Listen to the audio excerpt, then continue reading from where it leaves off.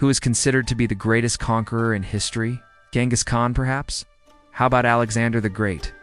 Coming from humble beginnings, as a young prince of the Kingdom of Macedon, he went on to conquer more land than any other ruler before or since, all before the age of 32. His empire stretched from Greece to India. But how did he do it? Well, his father, King Philip II, laid the groundwork by uniting the various Greek city-states against the Persians.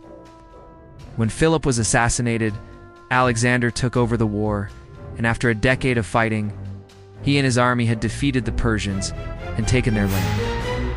But he didn't stop there. He continued east, conquering the Indus Valley and defeating the Poros at the Battle of the Hydaspes River. His empire, at its greatest extent, included much of what is today Greece, Turkey, Iran, Afghanistan, and Pakistan, as well as parts of Central Asia and India. But how did Alexander manage to conquer so much land in such a short amount of time? Well, part of it was definitely his military genius. He was a brilliant tactician and strategist, as well as being a skilled horseman and swordsman. He was also very lucky. A lot of the rulers he came across were happy to pay him tribute and bend the knee in order to avoid a costly war. When he did go to war, he often faced armies that were less disciplined and less well-trained than his own. However, one reason why Alexander was able to conquer so much land so quickly was because he was very good at getting other people to do the fighting for him. As he marched east, he built up an army that was made up of soldiers from many different nations, including Greece, Persia, and India.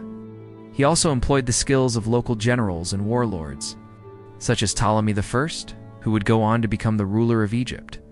But despite his many military victories, Alexander the Great is perhaps even more famous for his cultural achievements.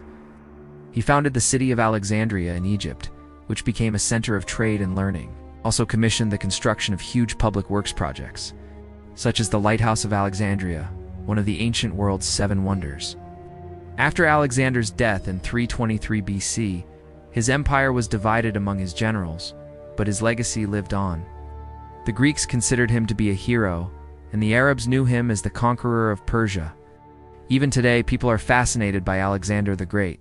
He's been the subject of countless books, films, and TV shows. And there's no doubt that he will continue to inspire people for centuries to come. Thank you for watching this episode. If you enjoyed it, please like and subscribe so you never miss an episode.